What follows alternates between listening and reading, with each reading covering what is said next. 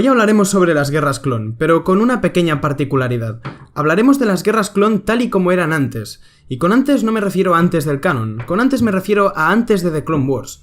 No esperéis un resumen completo de las guerras clon en Legends porque sería imposible hacer uno que durara menos de una hora. En lugar de eso sacaré a relucir los aspectos más importantes que caracterizaron esta guerra en Star Wars Legends, de tal forma que los menos familiarizados con ellas pues tengáis un pequeño colchón sobre el que partir a toda una serie de vídeos que voy a hacer sobre las guerras clon en Legends en un futuro, esperemos cercano.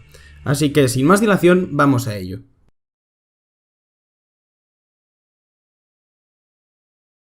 Lo primero que hay que remarcar es que las guerras clon en Legends eran bastante más bélicas. No existían demasiadas historias desligadas del campo de batalla y las que no lo estaban solían ser misiones relacionadas con la guerra, como Quinlan Vos y su trama para asesinar a Dooku, o Aayla Secura infiltrada. Lo que quiero decir es que no había espacio para el misticismo o las tramas excesivamente personales. En Legends no encontramos nada parecido a los capítulos de Mortis o a los de R2 perdido por ahí. Lo que sí había en Legends eran duelos de sables de luz, y no hablo solo por Grievous y Ventress, que realmente no tienen tantísima participación como en The Clone Wars o en el canon actual. Me refiero a todo el séquito de acólitos del lado oscuro que servían al conde Dooku. Sí, estos tíos. No eran más que Jedis caídos en el lado oscuro que servían a Dooku, pero tenían su rollo. Entre ellos figuran la propia Ventress, Tol-Skor, Artel Dark o Kal Jansei, por decir algunos nombres. El mundo del crimen tiene importancia, sí, pero en determinadas situaciones, y nunca en el gran contexto de la guerra.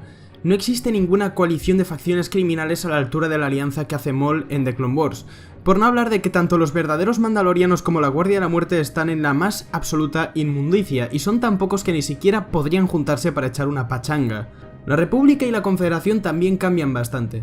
La República Galáctica es mucho más siniestra desde el principio. Por ejemplo, las fuerzas judiciales, que era lo más similar que tenía la República a un ejército después de la reforma de Ruusan 1000 años antes de la batalla de Yavin, son mucho más proclives a las políticas de extrema derecha, ya que la mayoría de los miembros del alto mando de este cuerpo paramilitar, no sabría cómo definirlo, proviene de familias nobles o pertenecientes a grandes corporaciones que ya se están decantando por esa dictadura que veremos con el Imperio Galáctico. Por no hablar de que la corrupción en la República es mucho más sensible en Legends, pues realmente da la impresión de que se trata de un verdadero estado títere al servicio de las grandes corporaciones.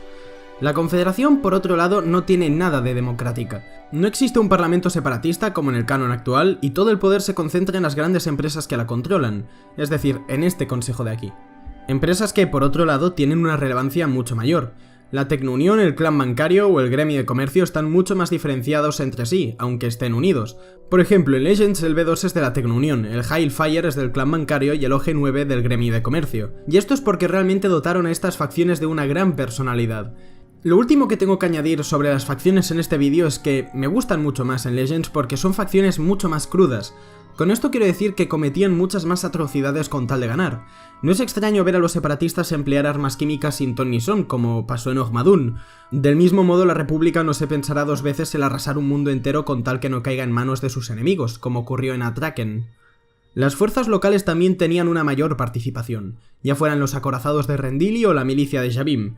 Y eso está bien, porque en las guerras clon de Legends se notaba una mayor división en las batallas luchadas en los planetas a los que alcanzaba la guerra, porque realmente se nota un mayor impacto de la guerra en los planetas en los cuales es liberada. Ya que estamos, hablemos de la guerra en general. En Legends la guerra era mucho más masiva.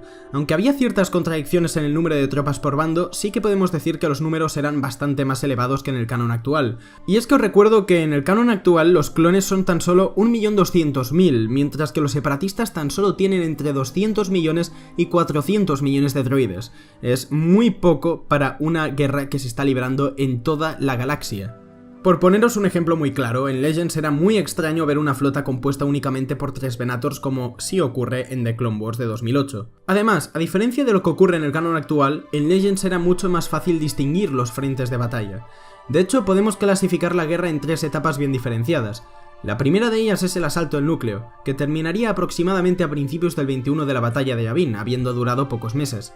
Durante esta etapa los separatistas dominaban el campo de batalla, experimentando con nuevas armas y poniendo a la República en jaque, que todavía no había podido desplegar todo su ejército.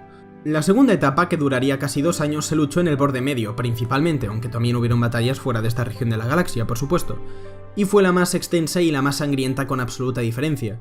Las guerras civiles planetarias, los cambios constantes en el control de un planeta, la estabilización de los frentes y los asedios prolongados estaban a la orden del día. Algunos ejemplos de batallas luchadas en esta etapa de la guerra son Yavim, Honogor, Argonar y Munilinst. Las batallas de Salukamai y Boz Pity supusieron el pistoletazo de salida de la etapa final de la guerra, la que es conocida como los asedios del borde exterior.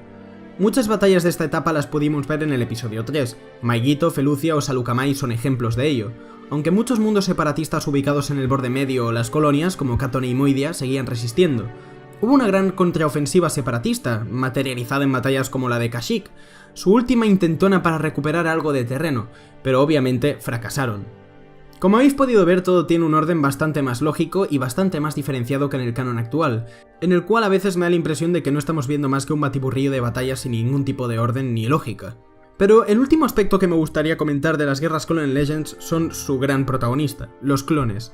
Hay bastantes diferencias. Las primeras remesas, por ejemplo, no tenían personalidad alguna, pero a petición de algunos Jedi y senadores, los clones fueron dotados de la capacidad de sentir y de pensar por sí mismos. Cody, por ejemplo, no tenía sentimientos de ningún tipo ya que fue uno de los primeros clones creados. Fue entrenado para fingir que sí los tenía. Bly, sin embargo, fue uno de estos clones dotados con la capacidad de sentir porque pertenecía a una remesa posterior. Pero desde luego lo que más me gustaba de Legends en respecto a los clones es que no existía ningún chip que anulara su personalidad a la hora de ejecutar la Orden 66. Los clones ejecutaban la orden por propia voluntad, por lealtad, con sus correspondientes consecuencias, por supuesto.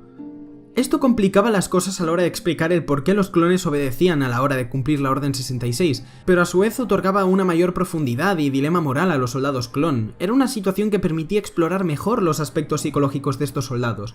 Y si bien es cierto que muchas de las explicaciones que nos daban en Legends acerca de esta traición no eran satisfactorias, sí que es cierto que realmente daban muchísimo más juego a los soldados clon. Así que nada, hasta aquí el vídeo de hoy. Ha sido un vídeo no muy largo, bastante cortito, pero básicamente quería que sirviera de introducción para todas aquellas personas que no tenéis idea de cómo eran las guerras clon antes de The Clone Wars, porque ya os sé que os digo a muchos de vosotros guerras clon y vosotros pensáis automáticamente en The Clone Wars, algo completamente lógico y justificable, pero siempre, o sea, hay más vida, ¿no?, detrás de las guerras clon y realmente las guerras clon, madre mía cuántas veces lo he dicho ya, tal y como estaban tratadas en Star Wars Legends, pues realmente eran una verdadera maravilla. No sabría decir cuál de las dos me gusta más, pero la verdad es que, ya dejando de lado la nostalgia, muchas de las cosas que existían en Star Wars Legends de las guerras clon me encantan. En este vídeo he hecho mención sobre todo a hechos ocurridos en cómics porque me es muchísimo más fácil ilustrarlos en un vídeo, ya que si hablo de libros pues no hay imágenes que pueda poner, pero realmente en las guerras clon de The Legends los cómics eran buenos, pero en lo que realmente brillaban eran los libros. Y ojo, habían libros de las guerras clon Legends que eran infumables, pero habían muchísimos otros que eran una verdadera maravilla. Y se me ocurre ahora mismo, por ejemplo, El laberinto del mal. ¿De quién? ¿De quién va a ser? De James Luceno, correcto, el mismo tío que escribió Plagueis y por supuesto Catalizador. Así que nada, espero que os haya gustado este vídeo. Si queréis más vídeos acerca de las guerras clon en Legends, dejádmelo por los comentarios. No hace falta que me lo dejéis porque realmente voy a hacer más. Y poca cosa más.